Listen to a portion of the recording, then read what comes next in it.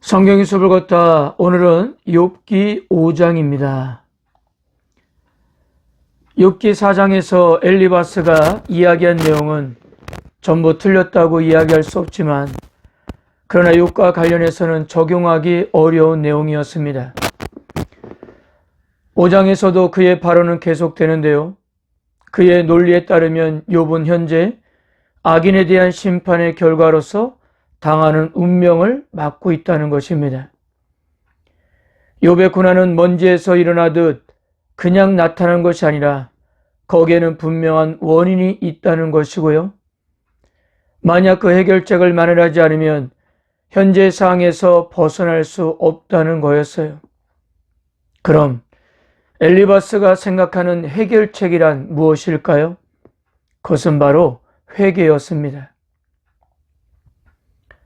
8절을 볼까요? 나라면 하나님을 찾겠고 내 일을 하나님께 의탁하리라. 그는 자신이 욥이라면 하나님께 구하겠다고 했는데요. 구한다는 것은 하나님을 찾고 그분께 돌아간다는 것을 말하고 자신의 사정을 아뢰어 하나님의 용서와 구원을 구하는 것을 말합니다. 하나님께 돌아가 회개하고 용서를 구할 때 하나님의 구원을 경험할 수가 있다는 거였습니다. 그러면서 9절에서 16절까지 하나님이 어떤 분이신가를 묘사하는데요. 즉 이 세상은 하나님의 선하신 통치와 완벽한 지배 아래 있음을 강조합니다. 강하고 교만한 자를 낮추시고 약한 자를 보호하시며 낮은 자를 높이심으로 권능과 공의를 나타내시는 하나님의 모습을 부각시키고 있는데요. 그러니까 엘리바스가 바라보는 욥은 징계를 받고 있는 악인이었던 것입니다. 자, 그리고 17절에서 27절까지 엘리바스의 첫 번째 발언을 마치는데요.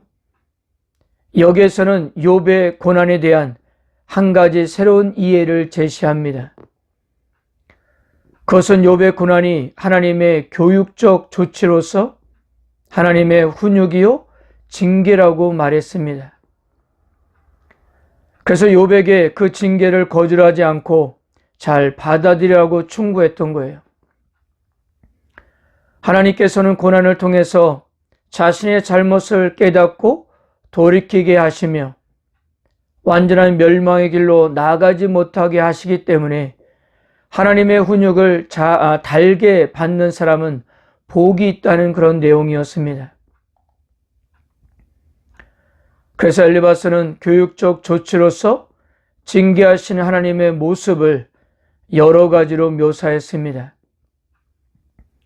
그리고 잘못된 길에서 돌이키고 하나님을 찾으면 회복될 밝은 미래에 대해서도 말을 했어요.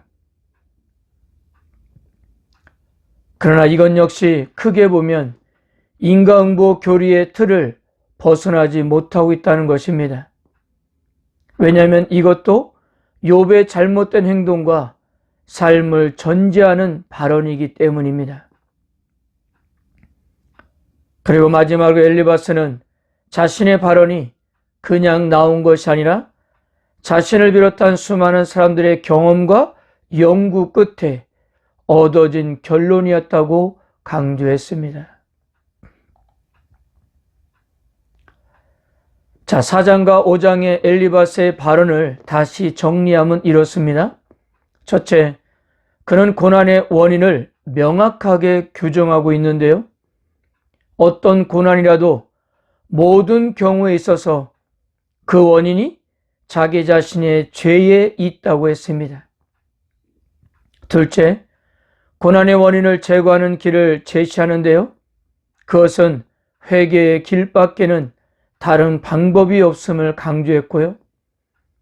그리고 셋째, 고난을 하나님의 교육적인 조치로 인정하라는 것이었습니다.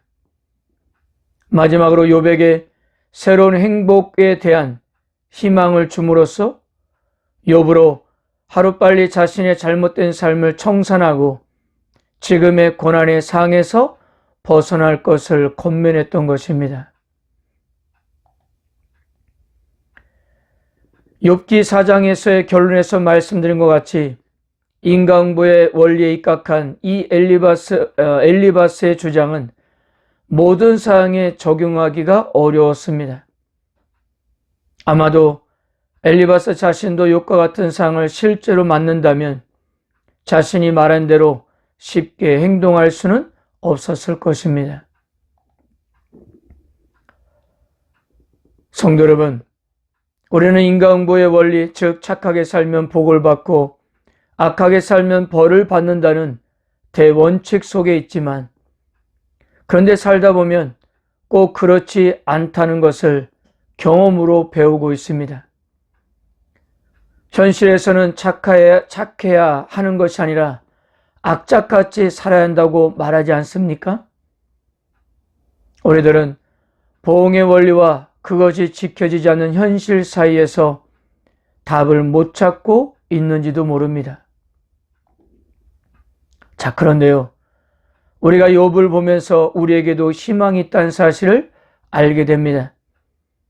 욥은 까닭없이 당하고 있는 고난에 답을 찾지 못하고 아우성을 치고 있지만요, 그런데 결론에 가보면 하나님은 욥이 옳았다고 인정해 주었다는 사실입니다.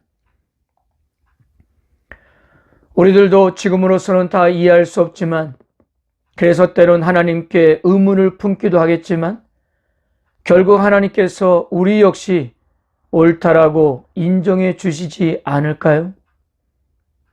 그러므로 지금 우리들의 안에 있는 좌절과 절망, 의심과 고통, 갈등과 막막하고 가슴이 저린 모든 것들이 아직 다 이해할 수 없다 하더라도 그런 속에서도 하나님이 하나님 되심을 인정했으면 좋겠습니다. 하나님께서 우리들의 손을 놓지 않는 이상은 언젠가는 은혜를 주시고 깨닫게 주실 것이기 때문이에요. 오늘도 우리의 삶이 옳다고 인정하시는 하나님을 온전히 바라보는 하루가 되시기를 바랍니다. 아멘.